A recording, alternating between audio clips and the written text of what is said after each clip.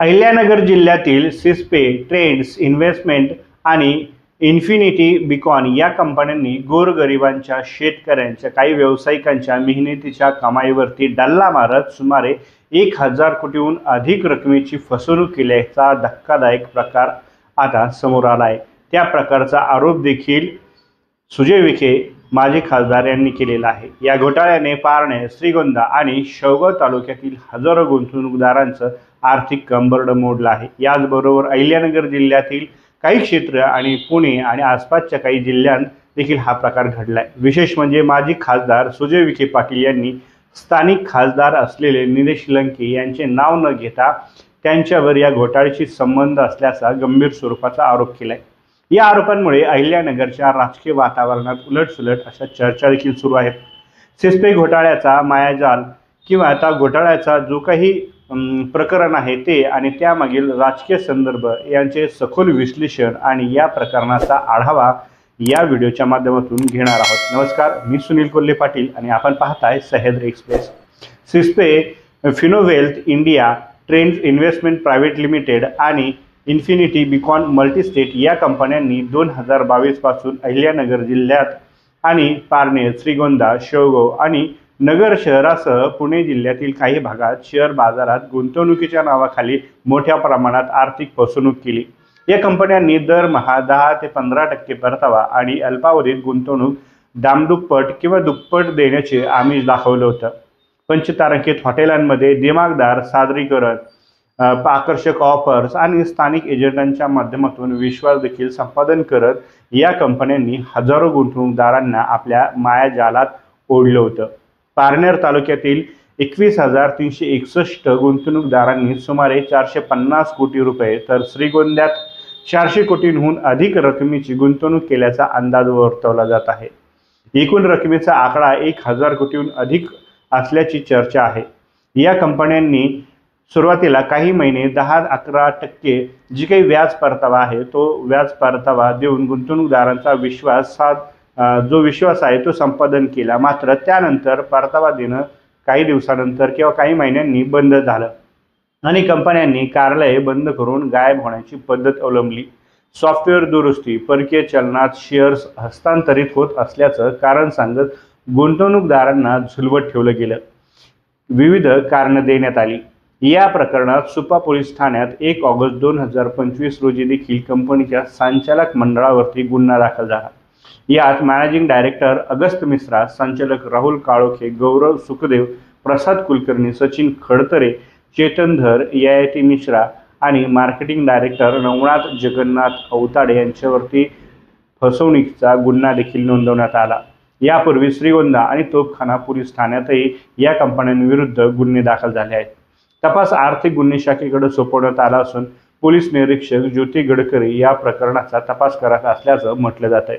या घोटाळ्याने अहिल्यानगरमधील सामान्य नागरिक, विशेषतः छोटे शेतकरी, व्यापारी आणि सेवानिवृत्त व्यक्ती यांची आणि काही व्यावसायिक मोठ्या प्रमाणावरती यामध्ये त्यांनी गुंतवणूक केलेली होती। त्यामुळे या सगळ्या घोटाळ्यामुळे त्यांचं आर्थिक नुकसान झालंय। अनेकांनी कर्ज देखील काढून, जमिनी विकून किंवा सेवानिवृत्तीची जी काही त्यांच्याकडे आर्थिक पुंजी जमा केलेली होती ती त्यामध्ये गुंतवली होती। सुपा येथील MIDCमुळे जमिनी गमावलेल्या शेतकऱ्यांनी मिळालेली भरपाई या कंपन्यांमध्ये गुंतवली होती आणि आता त्यांची जमीनही गेली, पैसेही गेले अशी दयनीय अवस्था झाली आहे। या फसवणुकीविरुद्ध गुंतवणूकदारांनी आक्रमक पवित्रा घेतला आहे। 14 जुलैपासून श्रीगोंदा तहसील कार्यालयासमोर राजेंद्र मस्के यांच्या नेतृत्वाखाली धरणे आंदोलन देखील केले गेलेलं होतं। 6 ऑगस्ट रोजी अहिल्यानगर जिल्हाधिकारी कार्यालयासमोरही आंदोलन झालं। तिथं गुंतवणूकदारांनी संचालकावरती त्वरित त्यांना अटक करावी आणि त्यानंतर गुंतवलेले जे पैसे आहेत ते पैसे परत मिळावेत अशी मागणी देखील या माध्यमातून केली गेलेली होती। तसंच या कंपन्यांकडून अद्याप दिशाभूल सुरू असल्याचा आरोप देखील होत आहे। या घोटाळ्यामुळे राजकीय रंग मिळाला आहे किंवा या घोटाळ्याला राजकीय आता अंग देखील प्राप्त होताना दिसत आहे। कारण माजी खासदार सुजय विखे पाटील यांनी स्थानिक खासदार निलेश लंके यांचे नाव न घेता त्यांच्यावरती सूत्रधार असल्याचा गंभीर स्वरूपाचा आरोप केला किंवा याच्याशी त्यांचा काही संबंध आहे का असं देखील त्यांनी या माध्यमातून सुचवण्याचा अप्रत्यक्षरित्या प्रयत्न केलाय। सुजय विखे यांनी 8 ऑगस्ट 2025 रोजी एक पत्रकार परिषद घेतली होती आणि या घोटाळ्यामागे स्थानिक लोकप्रतिनिधींचा हात आहे। त्यांनी या कंपन्यांना प्रोत्साहन दिले आणि गोरगरीब शेतकऱ्यांची फसवणूक त्यामुळे झालेली आहे। त्यांनी थेट लंके यांच्यावरती निशाणा साधत हा घोटाळा कोणाच्या आशीर्वादाने झाला याची चौकशी व्हायला हवी। त्यानंतरच विखे यांचा हा आरोप अहिल्यानगरच्या जे काही या राजकीय वैराचा तो एक भाग आहे किंवा त्या याला राजकीय वैमनस्यातून त्यांनी आरोप केला आहे असं देखील म्हटलं जात आहे। परंतु सुजय विखे आणि निलेश लंके यांच्यातील राजकीय संघर्ष हा 2024च्या लोकसभा निवडणुकीपासून हा अधिक स्वरूपात तीव्र झाला, जिथं लंके यांनी विखे यांचा पराभव केला होता।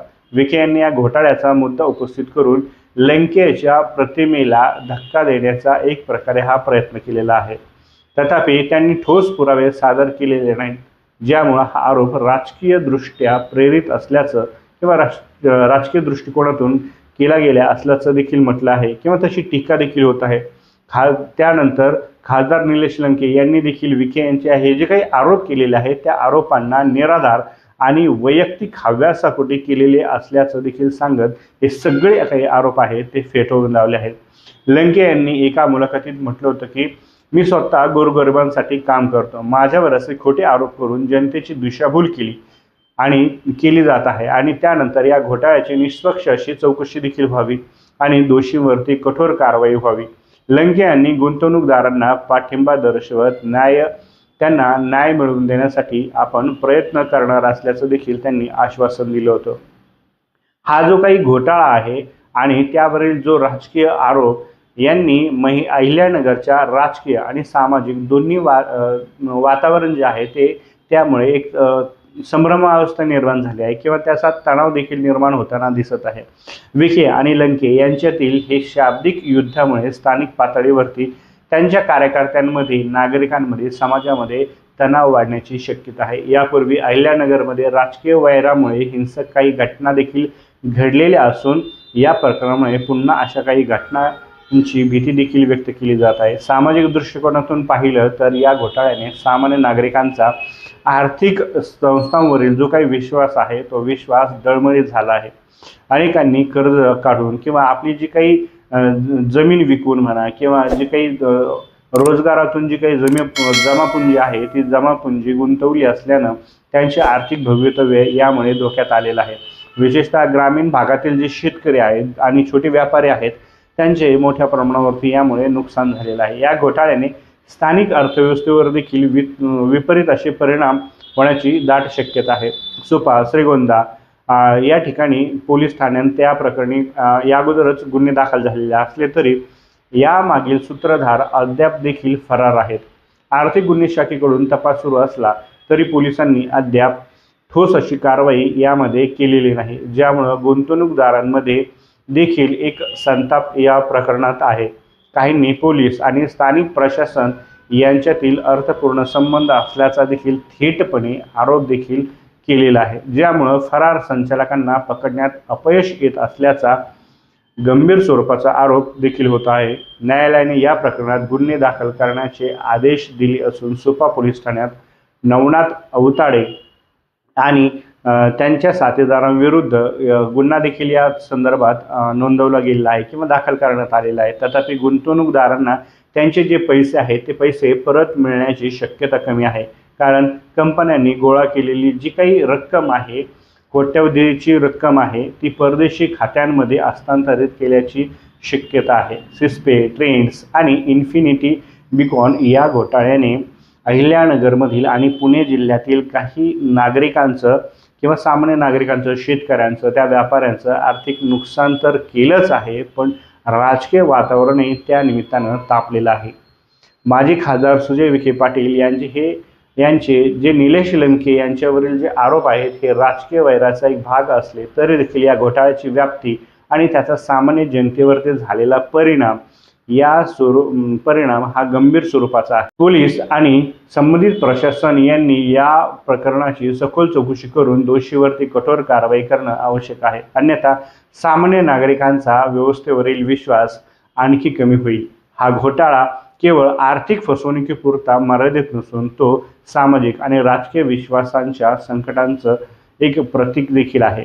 अहिल्यानगरच्या जनतेला न्याय मिळवून देण्यासाठी तातडीनं पावली उचललं जाणं गरजेचं आहे. परंतु त्यातच आता ह्या घोटाळा आणि या घोटाळ्याची व्याप्ती आणि माजी खासदार सुजय विखे पाटील यांनी आजी खासदार आत्ताचे जे काही विद्यमान खासदार आहेत निलेश लंके यांच्यावरती जो आरोप केला आहे की या सगळ्या घोटाळ्यांमागे कुठेतरी काहीतरी संशय व्यक्त केला आहे विखे पाटील यांनी, तर त्याची देखील आता चर्चा या निमित्तानं होत आहे. आणि खरोखरच या सगळ्या घोटाळ्यांचा एक प्रकारे चौकशी होऊन जे काही दोषी असतील त्या दोषींवरती कठोर कारवाई व्हावी हीच एक मागणी नागरिकांची देखील आहे आणि राजकीय नेत्यांची देखील आहे. एकूणच या व्हिडिओबद्दल आणि या आपल्याला काय वाटतं ते कमेंट बॉक्समध्ये मांडायला विसरू नका आणि आपल्या चॅनलवर नवीन असाल तर चॅनलला सबस्क्राईब करायला मात्र विसरू नका. तुर्तास धन्यवाद. नक्कीच भेटूयात पुढील व्हिडिओ.